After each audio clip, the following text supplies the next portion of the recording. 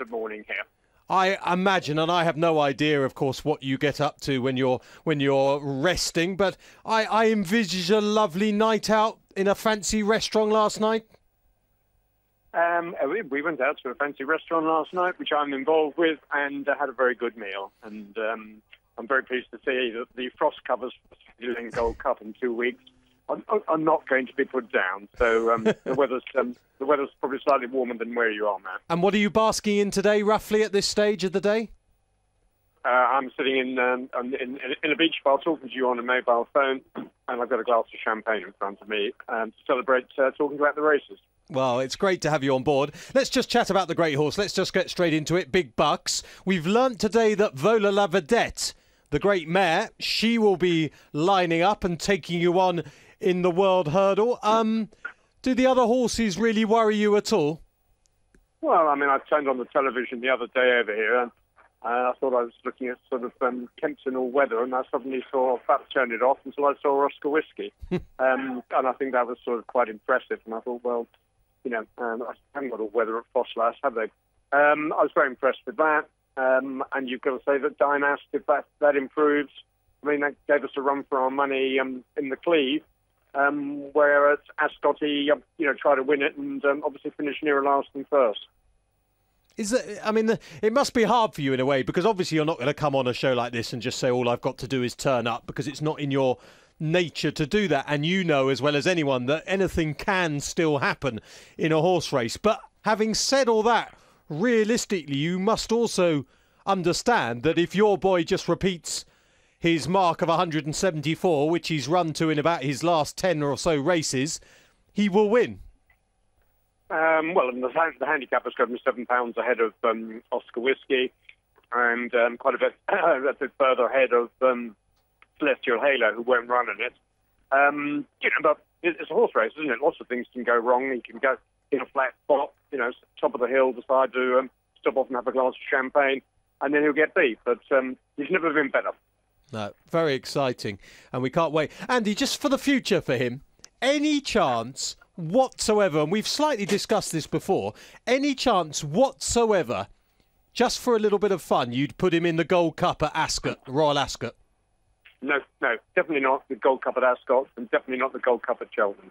Okay, no chance of the Gold Cup at Ascot or at Cheltenham. Okay, well, we posed the question. That said, actually, Frankie was down here about a month ago, and I was sort of chatting to him and whatever it is. He said, by the way, if that goes to Ascot for the Gold Cup, I assume that Ruby Walsh can't do the weight. He said, do you want my telephone number? I said, I've already got it, mate, but he's not going there. Are you not tempted at all just to pop him in, just to have a look? No, not at all. Okay. Well, that's Big Bucks then. We've done and dusted him. A couple of other horses I just want to mention you. Can I ask you about Rocky Creek, who really impressed me at Doncaster, beating Gullum Bursty? He looks exciting, Andy. I think it is. David and I have been discussing it. Obviously, he won the small potato race, and obviously the aim would be to go for the major potato race. The Alfred Bartlett, they give you a sack of potatoes, and we can always open a chippy down here. But he might have one run before Cheltenham, but that's looking unlikely because his options are very limited with the way in which the weather's been ghastly to horse racing. Right. So, but he's one you hold in high regard. Very high regard. I mean, I think when we got him, we were very impressed with the way he won first time, and then sort of we couldn't understand the next run. But I like that. I like the run at Haydock very much indeed. How good's Salubrious in comparison? He'd be up there, but I'd put Rocky Creek ahead of Salubrious. We don't know. I mean, we bought it off Pam Sly. Shoved it in a bumper, and Ruby said, what are we doing this? And the Paddy Power meeting and what have you. But obviously, I think he could also be quite useful, but I don't think he's quite a Rocky Creek. Gizere was a little bit disappointing, to say the least, I think, in the Victor Chandler chase at Cheltenham. That was on the 1st of January, but we know he goes well at the track. What are we looking for to him? Are we looking at a Ryanair sort of angle? No, you're not looking at anything for Gizere at the moment. he's had a just tiny little step back, and we just decided we'd put a line for it. He's not good enough to win a Ryanair. Pocklin's not good enough to win a Ryanair. I don't know, Summersby good enough to win a Ryanair. So you won't see him until next season. So he's out for the season, basically. Yeah, well, we're not running for the season. We could, but we're not going to. Yeah. You say Pocklin's not good enough to win a Ryanair, but obviously he's run very well at Cheltenham in that race before, and I presume after I thought it was an excellent second to the giant bolster under a massive weight the other day. I'd have thought you'd be going back. Well, there's £23 there. What we intend to do is we will stand our ground at the 5-day stage for both the Ryanair and the Gold Cup. But obviously there are three horses in front of him in the official handicap. But it's not as if there's 13. He's probably not good enough to win that. He wasn't good enough in his heyday to win last year as the beaten favourite, and the year beforehand Alberta's Run beat him and won it again this year. But he won't even be entered in any of the handicaps, but he will stand our ground in the two Grade 1s. Okay, and you've mentioned Celestial Halo won't be in the World Hurdle. What's he running?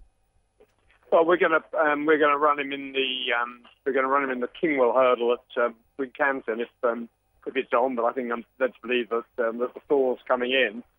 He loves Wincanton, and then he cannot beat the Fly. There is no doubt about that. We're going to find out how good Zalzander is, who's officially rated £14 behind Celestial Halo. He won the Triumph Hurdle, came second to Punjabi the next year by a short head. He'll stand in line on the Tuesday. Okay, great stuff, Andy. And just finally, any other horse of yours that you're particularly looking forward to at Cheltenham 2012? Well, will be very interested to see how Tattenham runs in the Betfair Ascot Chase on Saturday. He obviously is looking, best part of 12 pounds wrong in the official handicaps, but he goes in the 2 mile 5. He doesn't go in the 3 mile handicap, albeit he's got an entry there. Poor Richard Rose in his sick bed at the moment, and he's just been earlier on today, and he's got a temperature of 104. And when he builds up to the Grand National weights tomorrow, because we'll see how he runs on Saturday, then we'll review that. But if he were to go at Cheltenham, he'd go in the race I sponsored last year, the 3 mile of the Supreme Novices, which only gets back for the William Hill now. But more likely he'll go straight for Grand National. Top stuff. I'm really looking forward to that. Andy, I know you. Although it seems like it's all play for you, you've actually got lots of sort of business appointments and lunches to go to out there in Barbados. So we'll let you go. But can I just say thank you very much for joining us from your shack on the beach with your cocktail and glass of champagne in one hand and the mobile phone in the other. Try and have a good day. I know it'll be tough. No problem. I look forward to seeing you lunch week after next. Thanks, Andy. That is Andy Stewart